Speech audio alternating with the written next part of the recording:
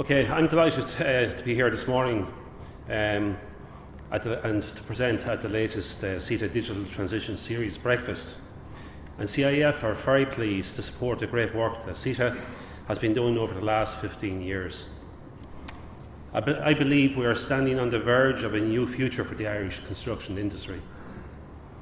In the past 3 years, the industry has strongly recovered in most areas.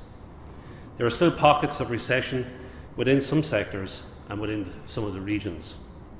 But I believe these issues can be resolved, particularly as the government has recently committed around $116 billion to capital investment in the National Development Plan.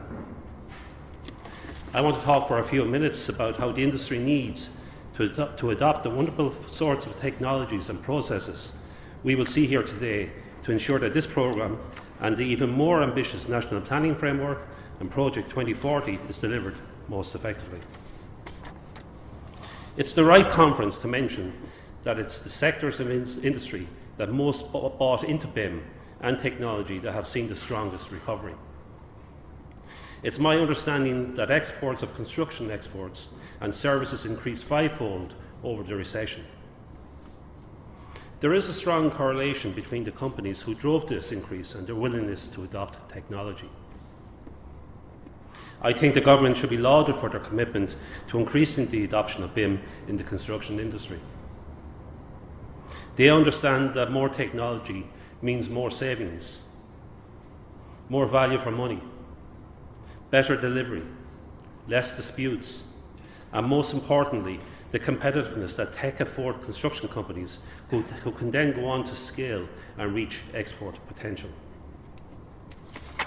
On December the 7th, the National BIM Council published the first digital strategy for Ireland's construction industry titled A Roadmap to Digital Transition.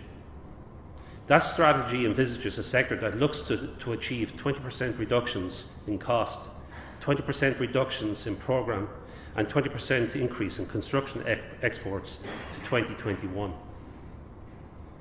I believe we can surpass this ambition with the right support for industry to overcome significant barriers to adoption. The BIM roadmap is a good first step, but a wider roadmap to bring the industry towards Construction 4.0 will be required. I think that the government recognises this, and we will be working with them over the coming years to drive modernisation across the industry. It's the right thing to do, and there's a great return to the state.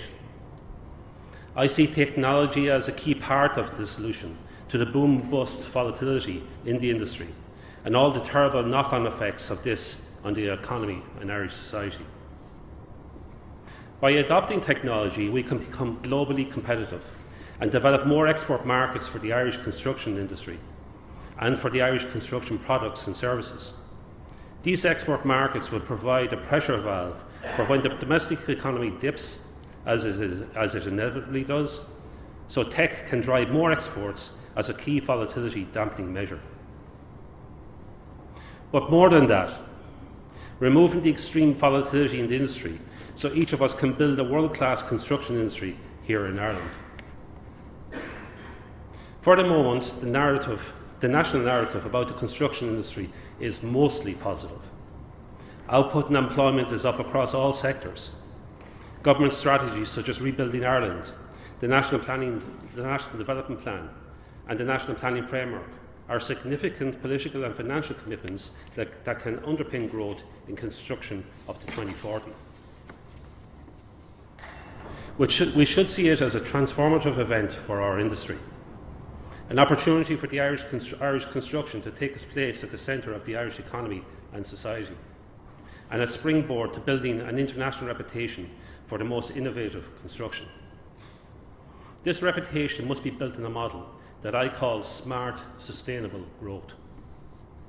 In this model, smart means technology-enabled growth, where more companies adapt technologies such as BIM. It also refers to deeper engagement between state, industry, and the research community to develop productive construction technologies and products. Sustainable means that the construction activity delivered helps support Ireland's climate change goals, the decarbonisation of society, and is of the highest quality.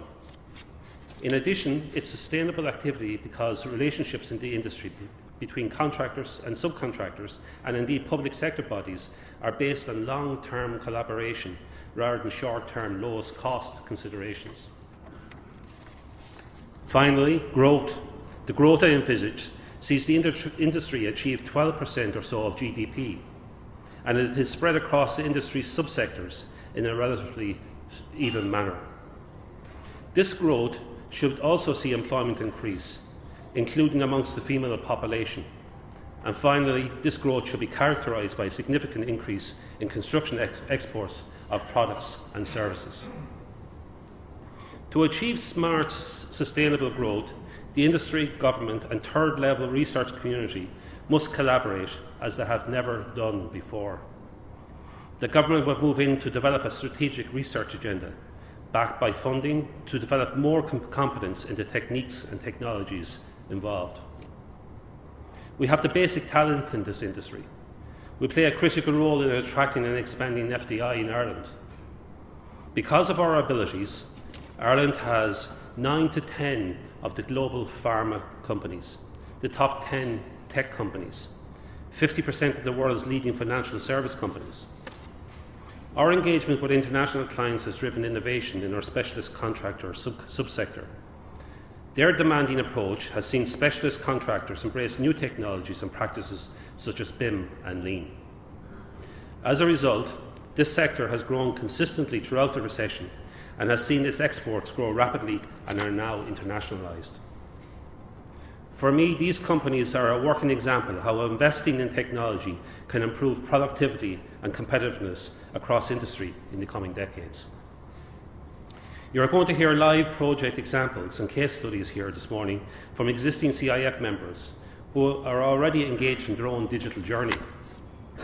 Companies that have determined where their future lies and that have already identified the competitive advantage in making their decision to go digital. The CIF will continue to support its members to adopt innovative approaches and technology, so our industry keeps at the forefront of construction globally. We have recently established the Construction 4.0 Committee to ensure that these practices are embedded in all public and private sector contracts. I just want to give you a sense of the prize I'm talking about in smart, sustainable growth model I mentioned earlier. The global construction market will grow to $10.5 trillion by 2020.